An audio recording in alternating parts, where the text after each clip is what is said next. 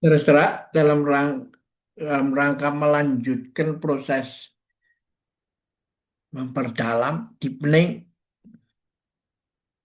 dan broadening Taji Nusantara, sampailah kita pada slide berikut ini.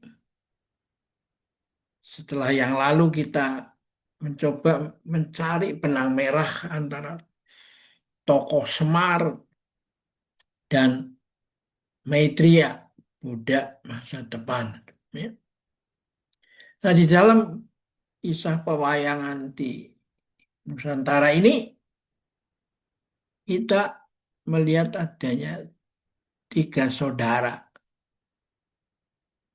Yang ini adalah Togog, yang ini Semar, dan ini Betara Guru. Nah, kalau dibandingkan dengan diumpamakan, dianalogikan dengan telur, Togog ini kulitnya nih, baru tahu permukaannya aja. Ya. Nah, Semar itu adalah bagian putih telur itu, ya. Dan Batara Guru ini adalah bagian dari yang kuning tuh, ya.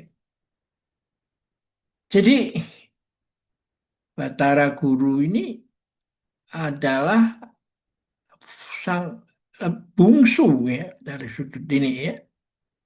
Karena Semar itu adalah titisan dari Betara Ismoyo itu, kakak dari Betara Guru.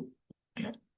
Jadi apa gradasi ilmu pendalaman dari eksoterik di Togog ini, lalu intelektual, ya, lalu ini esoterik, ilmu dalam itu, ilmu kebatinan yang sering kali kita sebutnya. Ini semua asalnya semua dari telur tingkatannya, mengambil metafor telur ya. Nah jadi sebenarnya ini cara pandang orang di timur ini, di Nusantara ini, bahwa semua ini semua di atas yang paling tinggi itu adalah yang mempunyai wewenang, Sang Hyang Wewenang. Dan dia mengadakan sayembara untuk mencari siapa sebenarnya penguasa dunia itu. Dan dia memikirkan, berimajinasi itu ya seperti telur itu. Togok mewakili kulit, Semar di telur, Betara Guru kuning telur. Nah, mereka semua ini diadakan sayembara untuk menelan Gunung Jamur Dipo. Dan Togok gagal karena mau serakah menggigit ya, sampai mulutnya robek itu.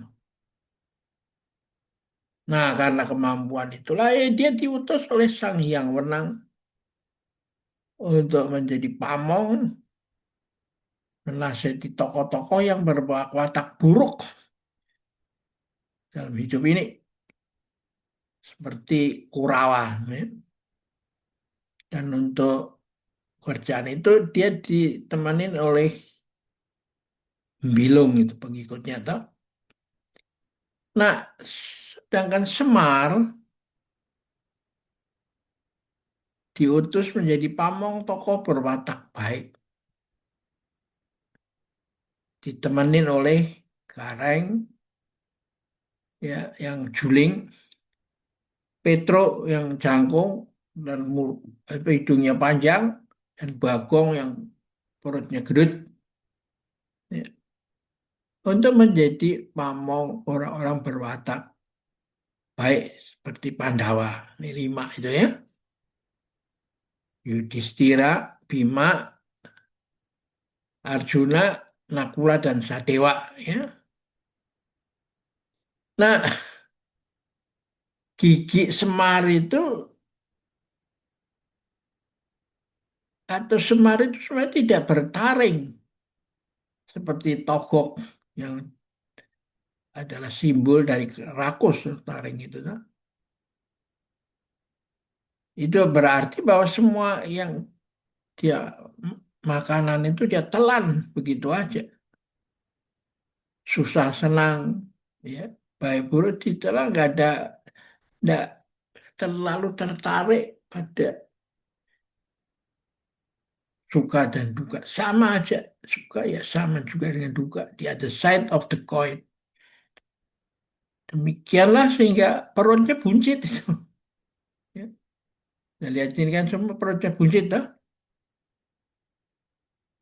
Dan bentuk tangannya itu menarik nih. Togok ini mau telapak tangannya mau minta, dimasukkan dalam kantongnya sendiri. Jadi simbol dari orang serakah dengan korupsi melalui segala jalan mengeruk mau memperkaya diri. Nah, sedangkan Semar ini mengambil apa yang dimiliki yang untuk diberikan pada alam semesta itu, masyarakat alam semesta. Ya, jadi Semar adalah simbol ini. Nah, Batara Guru adalah simbol daripada kemampuan intelektual. Sehingga dia itu dihormati para scholar. Dan para scholar itu kalau ngomong sama Batara Guru, dia menggunakan bahasa Jawa yang tinggi, kromo inggil. Sedangkan Semar, kalau ngomong sama kalau lebih senior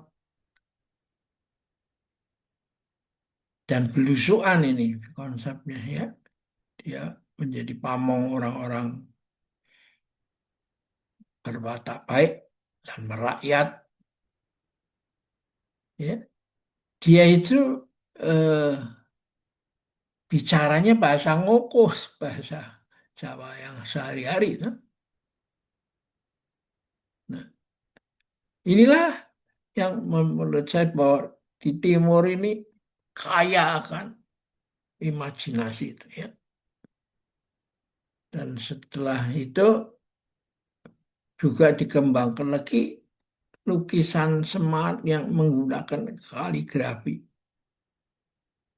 Bisa bahasa Ono Coroko, ada yang juga menggunakan bahasa Arab juga toh. Dan di sini diberi apa peringatan eling lan waspada.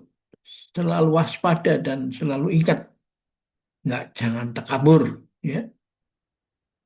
Dan juga jangan ojo dumeh, jangan mentang-mentang berkuasa. Ya. Jadi menurut saya di dalam dunia yang begini materialistis serba kemaruk, saya dapat apa? Kalau saya nggak dapat apa-apa, saya obrak-abrik. Dan ini juga berpadu dengan konsep dari Franciscus Assisi, make me the channel of love into your love. Jadikan aku saluran bagi damaimu. Jadi menurut saya ini untuk apa sebenarnya kita langsung bertengkar nggak habis-habis itu, ya? Karena kita akhirnya harus kembali kepada pengetahuan tentang sangkan parana yang dumadi itu. Nah di Tiongkok ada seorang dalam kisah apa Kerasakti itu ada seorang biksu Tang yang mewakili wisdom melakukan perjalanan ke barat ke India mengambil kitab Tripitaka. Ya, Tripitaka itu tiga keranjang kitab itu ya. Tri tiga, Pitaka. kitab ya. Nah, dia ditemani oleh Sung Gokong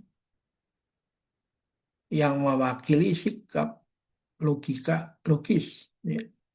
Lalu Seceng, siluman ikan yang mewakili kepatuhan. Ya.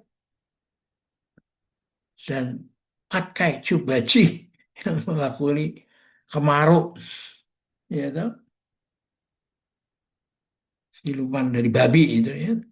Nah, menurut saya daripada Anda ada yang me- apa kalau manusia ini kehilangan hatinya, akhirnya oleh ilmu pengetahuan dengan melalui ilmu teknologi, artificial intelligence, ya lalu mendewakan pada kekuatan akalnya sendiri.